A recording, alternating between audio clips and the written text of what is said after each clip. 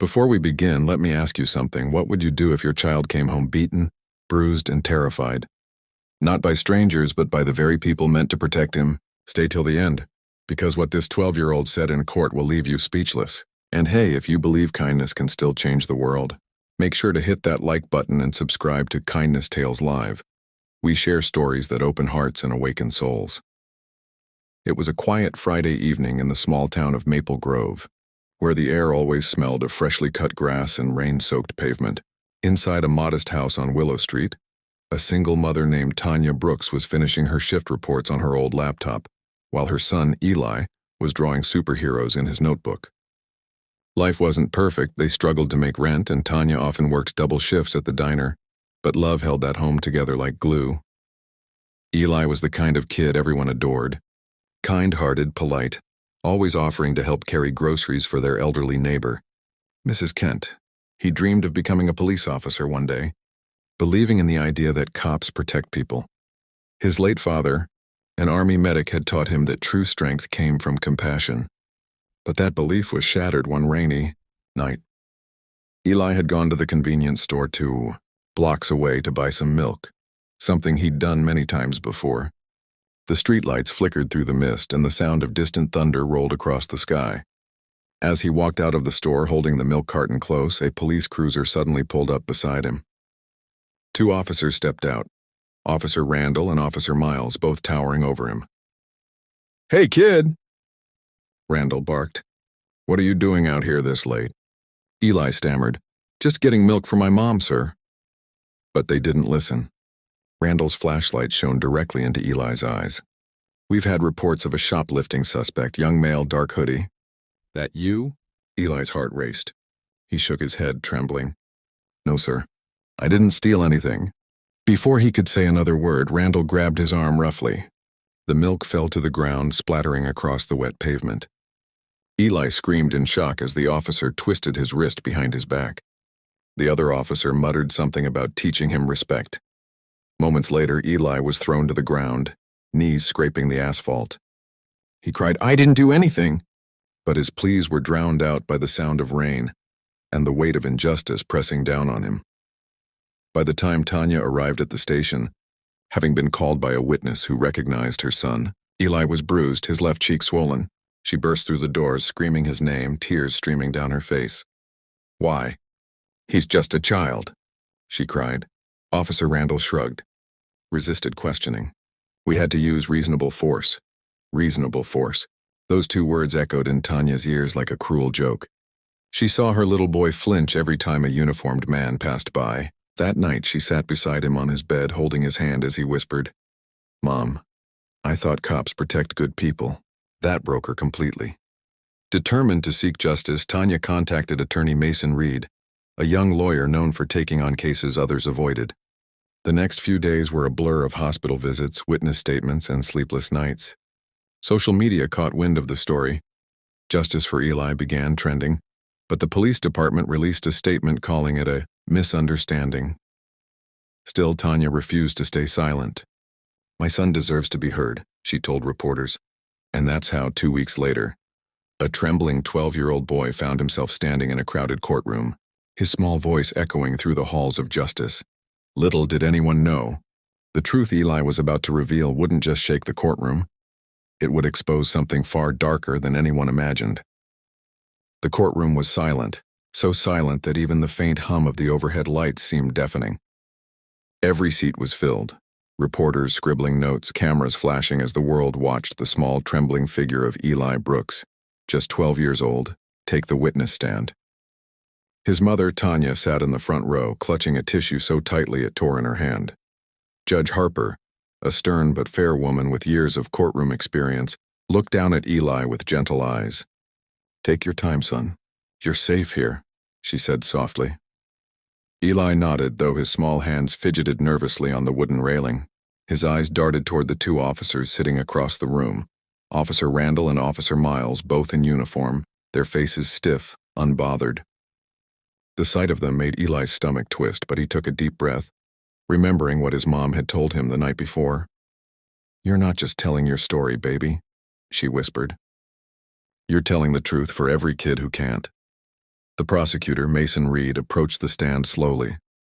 "Eli," he began gently, "can you tell the court what happened that night?" Eli's voice trembled. I went to buy milk for my mom. It was raining. I didn't do anything wrong." His eyes welled up.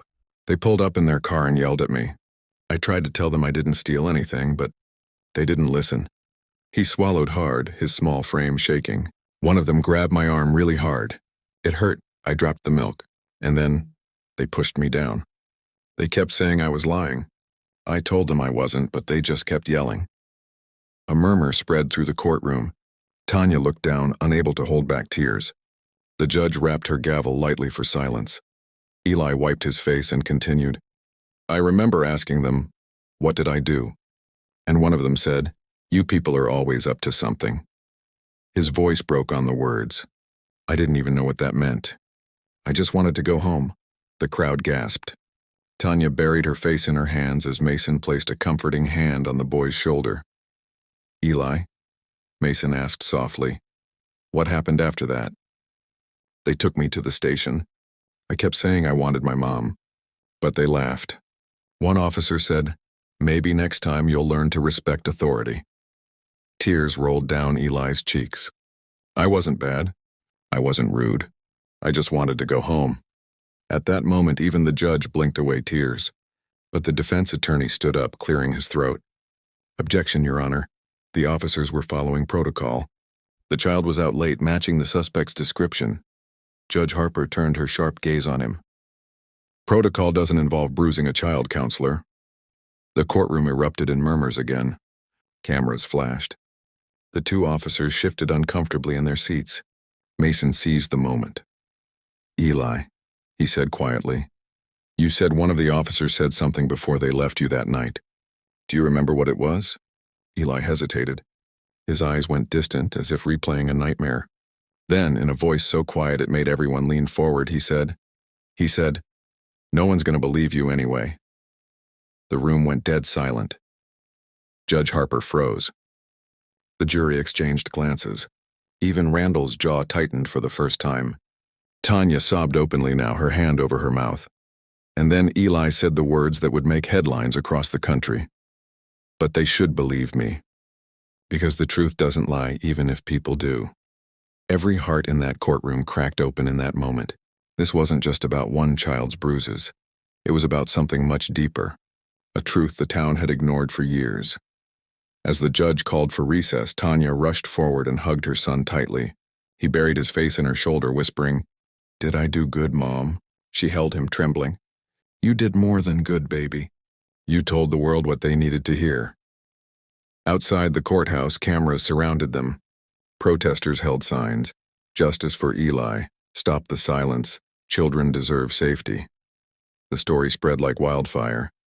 But as support grew, so did the danger. Tanya started receiving strange calls at night.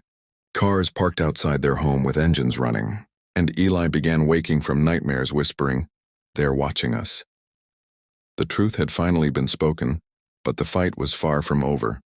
Because what no one yet knew was that there was video evidence, footage from a security camera, that could prove everything Eli said, and expose something the department had desperately tried to hide. The next morning, Tanya woke up to the sound of her phone buzzing nonstop. Messages, calls, news alerts, it was everywhere. Her son's testimony had gone viral overnight. The internet was ablaze with fury, sympathy, and outrage. Some called Eli a hero. Others cruelly accused them of lying for attention. But Tanya didn't care about the noise. She only cared about protecting her boy. When Mason Reed arrived at their home, his face looked more serious than usual. "Tanya," he said, sitting at the kitchen table, "we might have found something. A witness reached out to me last night, a store employee." Her heart skipped a beat. "What kind of something?" He pulled out a small flash drive. Security footage. From the convenience store across the street from where Eli was stopped. Tanya's hands trembled. "You mean?" Mason nodded. "It shows everything." He connected the drive to his laptop and they watched together. The footage was grainy, flickering under the rain and streetlight glare, but clear enough to make out the scene. Eli was walking out of the store clutching a carton of milk. Then the patrol car pulled up fast. The two officers got out. They didn't question. They didn't ask. They went straight for him. As Tanya watched her son being slammed to the ground, she gasped, covering her mouth. Her body shook as she saw him try to stand, only to be shoved again. The milk spilled. Eli's tiny figure trembled, lips moving desperately, his words muted by rain and cruelty. And then came the part that froze both Tanya and Mason. Officer Randall leaned close to Eli's face, saying something, his expression cruel, sneering. Mason rewound and zoomed in. Though there was no audio, they could read his lips clearly. No one's gonna believe you anyway. Tanya broke down, sobbing. Oh, my baby. Mason placed a hand on her shoulder. This changes everything. But there was a catch. The store employee, terrified of retaliation, refused to testify unless he could remain anonymous. Mason knew the police department would fight tooth and nail to keep that footage buried. If we present this without proper verification, they'll claim it's doctored, he said grimly. We'll need expert analysis before court allows it. Still, Tanya refused to back down. Do whatever it takes. My son deserves justice. That same day, Mason contacted a digital forensic specialist named Dr. Lena Cruz, known for her integrity and courage. She examined the footage frame by frame and later confirmed, it's authentic. No tampering. This is undeniable proof. Mason exhaled. Then we're taking it to court. But word travels fast in small towns, and dangerous secrets travel faster. That night, a rock shattered Tanya's living room window. A note was attached, scrawled in red marker. Drop it or lose everything. Tanya's hand shook as she held the note. Mason, they're trying to scare us. He clenched his jaw. They're scared because they know you're right. Still, she refused to move. I won't run, she said, her voice breaking but steady. They broke my child's trust. They don't get to break our courage, too. Days later in the courtroom, the atmosphere was electric. Cameras rolled, the gallery packed tighter than ever. The town's police chief sat in the front, his face unreadable. Mason stepped forward, flash drive in hand. Your Honor, he began. We present new evidence, footage from a nearby security camera that contradicts the officer's statements. The defense objected immediately, but Judge Harper silenced them. Play the footage, she ordered. The lights dimmed. All eyes turned to the screen. And there it was, Eli, small and defenseless, being dragged, pushed, and mocked. Every second of it unfolded like a wound reopening. Gasps filled the courtroom. Reporters scribbled furiously. When the clip ended, the silence was heavier than before. Even Officer Miles lowered his eyes, unable to look. Judge Harper spoke slowly, her voice measured but trembling with controlled anger. This is beyond misconduct. This is abuse. Eli clung to his mother's arm, whispering, They see it now, Mom. Tanya nodded, tears streaming. They do, baby. They finally do. But Mason wasn't done. He turned to the judge. Your Honor, we have one more thing. Dr. Cruz, our forensic expert, is prepared to testify that this footage is 100% authentic. And that means not only did these officers lie, but the department attempted to erase this file from the original system. A collective gasp. Reporters exchanged glances. Judge Harper's eyes darkened. Erase evidence? Is that what you're saying, Mr. Reed? Yes, Your Honor, Mason replied firmly. This wasn't just an act of violence. It was a cover-up. The courtroom exploded in whispers, the kind that shake towns and topple reputations. The judge immediately ordered an investigation into the department's internal handling of the case. The two officers' lawyers panicked, demanding recess. But the tide had turned.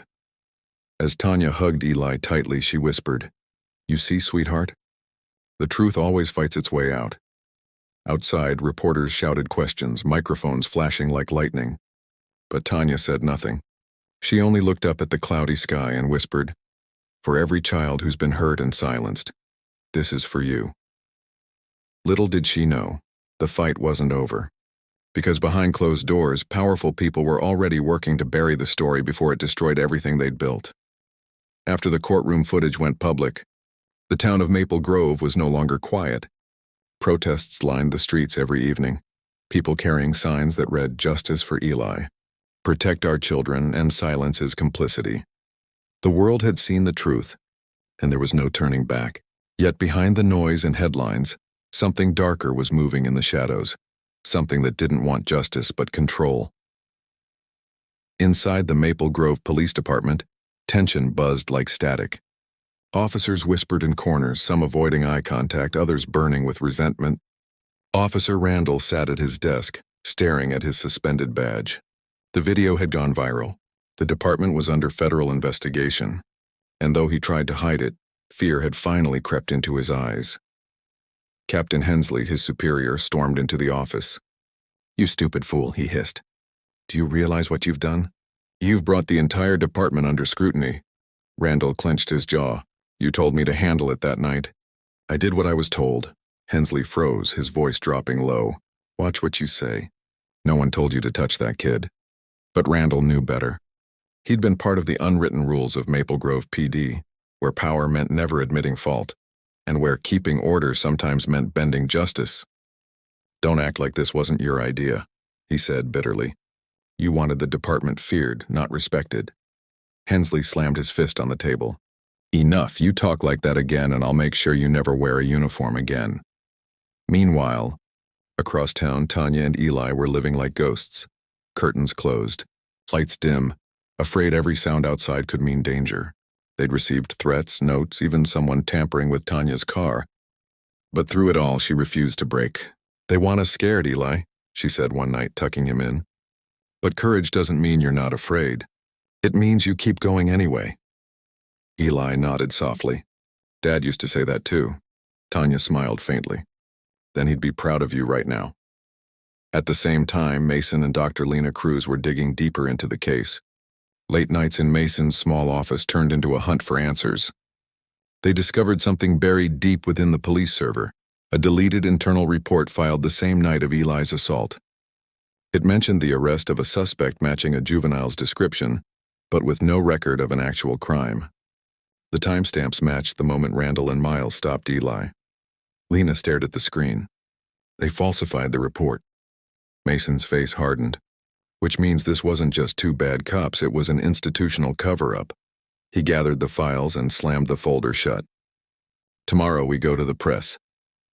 The next morning, Mason stood on the courthouse steps with reporters surrounding him. "This goes beyond one child's suffering," he said into the microphones. "This is about a system that believes power equals immunity. That ends today." The statement hit the airwaves instantly. Within hours, national networks picked up the story. Pressure mounted on the Maple Grove Police Department. Federal agents arrived for an internal review. Inside the station, Captain Hensley was livid. He paced the floor, barking orders at panicked subordinates. "Lock down everything, files, footage, communications. No one talks to the media without my permission." But one officer, a quiet veteran named Sergeant Whitaker, had seen enough. He'd been in the department for 20 years, long enough to know its rot. That night he called Mason anonymously. "You don't know me," he said, his voice gravelly and nervous, "but you need to check the personnel archive under file code 47B. That's where the orders came from." "Orders for what?" Mason asked. "For the patrol that night," Whitaker said. "Randall and Miles weren't acting alone. Someone up top sent them there." Before Mason could ask more, the line went dead. The next day, Mason and Lena accessed the public database. Hidden among dozens of files, they found 47B, a dispatch log signed not by the officers but by Captain Hensley himself. He had ordered the patrol, claiming there was a suspected youth gang loitering near the market. The justification was a lie, created to give them cover for targeting kids who looked suspicious. Lena shook her head in disbelief. They profiled him from the start. Mason felt the weight of the discovery settle on him like lead. "We need to bring this forward immediately." The morning of the final hearing felt heavy, like the whole town was holding its breath. Rain drizzled softly outside the courthouse, the sky gray and restless as if it too awaited justice. Reporters lined the courthouse steps, cameras clicking, their breath visible in the cold air. Inside, the tension was thick enough to choke on. Tanya held Eli's hand tightly as they walked through the double doors. Her face was pale but steady. Her heart, a storm of fear and hope. Across the room sat Captain Hensley, his once proud uniform now a symbol of disgrace. His lawyers whispered frantically, but he barely listened. Randall, sitting beside him, looked hollow. Dark circles under his eyes, his hands trembling slightly. The man who once barked orders now looked like a ghost of himself. Judge Harper entered the room, her gavel echoing sharply. "Court is now in session," she declared. "Today we hear the final testimonies in Brooks versus Maple Grove Police Department." Mason Reed stood tall, his eyes fierce but calm. He had spent sleepless nights preparing for this moment. The evidence, video footage, the falsified report, and the dispatch file had exposed the truth in pieces. But now it was time to put it all together. He turned to the jury. "Ladies and gentlemen," he began, "this case isn't about a simple mistake. It's about what happens when authority turns into abuse and silence becomes protection for the guilty. A 12-year-old boy was beaten, humiliated, and left believing that justice doesn't exist. Today we have the chance to prove him wrong." He clicked the remote, projecting one last image, the frame where Randall leaned over Eli, his lips forming the cruel words, "No one's going to believe you anyway." Mason's voice trembled slightly. That is what power without accountability looks like. But Eli believed in something stronger, the truth. He turned toward the small boy sitting quietly beside his mother. "Eli, would you like to say something before the verdict?" The courtroom stilled. Every camera turned. Eli stood, his tiny frame almost swallowed by the microphone stand. He looked around the room, at the judge, the officers, the reporters, and finally at his mother. Then, in a soft but unwavering voice, he spoke. "I used to think police were heroes," he said. "I wanted to be one. I thought they protected people. But that night I learned something different. Not all heroes wear uniforms, and not all uniforms mean safety. I didn't understand why they hurt me. I didn't do anything wrong. But my mom said if I told the truth, people would listen, so I told it." He took a deep breath, tears glimmering in his eyes. "I'm not here because I want revenge. I just want to believe again that good people still win." The silence that followed was deafening. Even the toughest reporters lowered their cameras. Tanya sobbed quietly, her heart swelling with pride and pain all at once. When Judge Harper finally spoke, her voice carried both authority and sorrow. "Eli Brooks," she said gently, "you've shown more courage than many adults ever will. And today this court stands with you." She turned to the defendants.